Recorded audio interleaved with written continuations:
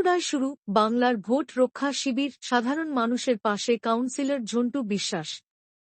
Special intensive revision প্রক্রিয়াকে কেন্দ্র করে ভোটার তালিকা থেকে নাম বাদ পড়ার আশঙ্কায় উদ্বেগ ছড়িয়েছে সাধারণ মানুষের মধ্যে। এই পরিস্থিতিতে মুখ্যমন্ত্রী মমতা বন্দ্যোপাধ্যায়ের নির্দেশে চুঁচুড়া বিধানসভার ৬ নম্বর ওয়ার্ডে কাউন্সিলর ঝন্টু বিশ্বাসের উদ্যোগে শুরু হয়েছে বাংলার ভোট রক্ষা শিবির। শিবিরে সাধারণ মানুষের ভিড় উপচে পড়ছে। কেউ পুরনো ভোটার তালিকা যাচাই করছেন, কেউ জানতে চাইছেন প্রয়োজনীয় নথি সম্পর্কে। তৃণমূল কর্মীরা সহযোগিতা করছেন সক্রিয়ভাবে। শিবিরে উপস্থিত পৌরপ্রধান অমিত রায় বলেন, যারা আগেও ভোট দিয়েছেন তাদের আবার ফর্ম পূরণ করতে বলা অযৌক্তিক ও পরিকল্পিত চক্রান্ত। তিনি আরও জানান, মানুষের অধিকার রক্ষায় মুখ্যমন্ত্রী মমতা বন্দ্যোপাধ্যায় আছেন এবং থাকবেন। স্থানীয়দের মতে এই উদ্যোগে কিছুটা হলেও স্বস্তি ফিরেছে সাধারণ মানুষের মনে। চুঁচুড়া জুড়ে এখন একটাই বার্তা, ভোটের অধিকার রক্ষায় একজোট মানুষ।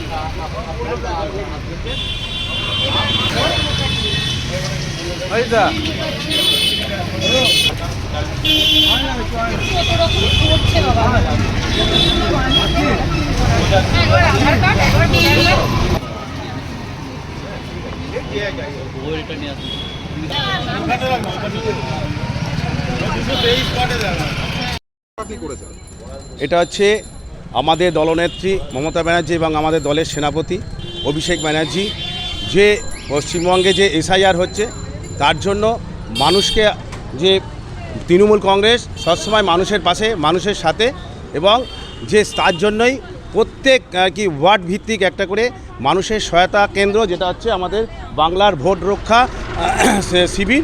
সেই শিবির এখানে ৬ নম্বর ওয়ার্ডে হুগলি চুঁচুড়া শহর অঞ্চলের মধ্যে এখানে খোলা হয়েছে। প্রত্যেক ওয়ার্ডেই খোলা হয়েছে, সেটা আমাদের এই ৬ নম্বর ওয়ার্ডে খোলা হয়েছে। আমাদের এই শিবিরের উদ্দেশ্য যেটা আমাদের দলনেতা অভিষেক ব্যানার্জি বলেছেন, নিজের নিজের এলাকার প্রত্যেক জনগণ যেন নির্ভয় থাকে, কোনো ভয় যেন না পায়। মানুষ মানুষের সাথে মানুষের জন্য তৃণমূল কংগ্রেস আছে, মমতা ব্যানার্জি আছে, অভিষেক ব্যানার্জি আছে। কোনো কিছু ভয় পাওয়ার কারণ নেই, আমরা আছি তার জন্য সহায়তা দেওয়ার জন্য এখানে আমাদের ক্যাম্প করা হয়েছে। প্রত্যেক মানুষ যার ভোটার লিস্ট 2002-এ নাম আছে কি না আছে আমরা এখান থেকে আপনারা সবাই তারা জানতে পারবে, তার জন্যই শিবির করা হয়েছে। সকাল থেকে দেখা যাচ্ছে বহু মানুষ আতঙ্কিত, এখানে এসে ভিড় জমাচ্ছে, জিজ্ঞাসা করছে কি করব, কোথায় যাব। হ্যাঁ, এটা একটা তো আতঙ্ক সৃষ্টি হয়েছে, সেই জন্য আপনার মাধ্যমে বলছি যেন কেউ আতঙ্কিত হওয়ার কারণ নেই, গুজবও কেউ ছড়াবেন না। আমরা আছি, আমরা তৃণমূল কংগ্রেসের সৈনিকরা মাঠে ময়দানে আছি, আমাদের দলনেত্রী আছে এবং আমাদের অভিষেক সেনাপতি উনি আছেন। কোনো কারোর কিছু ভয় নেই, আমরা আছি, তৃণমূল কংগ্রেস সবসময় আছে। 4 থেকে 4 এক মাস সময় দেওয়া হয়েছে, আজকের দিনে এখনো পর্যন্ত বিএলওরা বেরোতে পারলো না, একটা দিন তো পুরো নষ্ট। সেটাও একটা না, আজকে ওনারাও বেরোবেন। এখনও আমরা ফোন করেছিলাম, প্রত্যেক বিএলওদের সঙ্গে যোগাযোগ করেছিলাম, ওনারা ট্রেনিং আছে, ওরা কিট টিস নিয়ে আজকে থেকেই শুরু করে দেবে। এটা চলবে 1 মাস ধরে প্রত্যেক মানুষের যাবে। মানুষ একটা আতঙ্কিত হয়েছে, প্রত্যেক মানুষকে বলবো সব বাড়িতে তো প্রথম দিনে একদিনই ফার্স্টে সবাইকার বাড়িতে যাবে না, পার্টে 30টা বা 25টা একটা টার্গেট নিয়ে যাবে।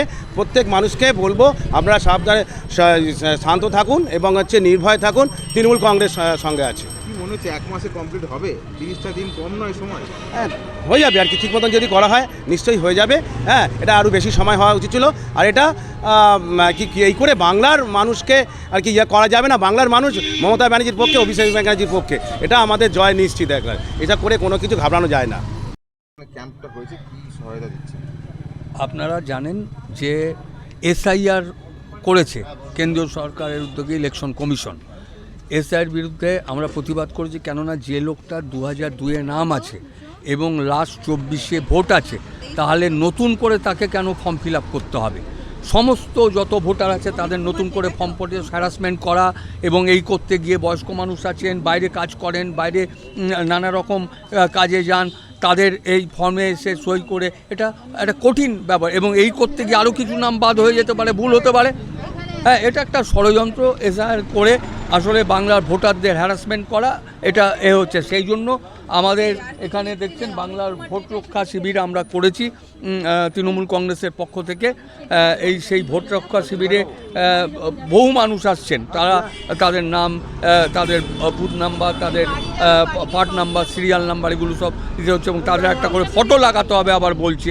এই সব করে হ্যারাসমেন্ট করছে। জানি না শেষ পর্যন্ত যে নতুন ভোটার লিস্ট পাবলিশ হবে তাতে কার নাম থাকবে কার নাম থাকবে না।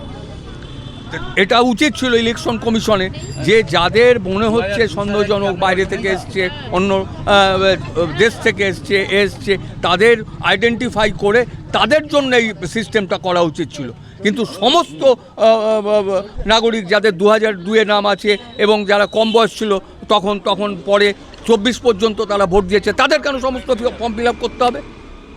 এই যে 1 মাসের সময় দেওয়া হয়েছে, কি সম্ভব 1 মাসে কমপ্লিট করা? এখনও তো বিএলওরা তারা ট্রেনিংয়ে আছে বা অন্য কাজে আছে, এখনও কোনো ওয়ার্ডে বিএলওরা যায়নি। এটা সম্ভব না। বিএলওরাও কোনো স্কুলে কাজ করে, কোনো সরকারি অফিসে কাজ করে, তাদের এই কাজে নিযুক্ত করা হয়েছে, তাদেরও তো সময় লাগবে, তাদেরও তো কিছু সময় লাগবে।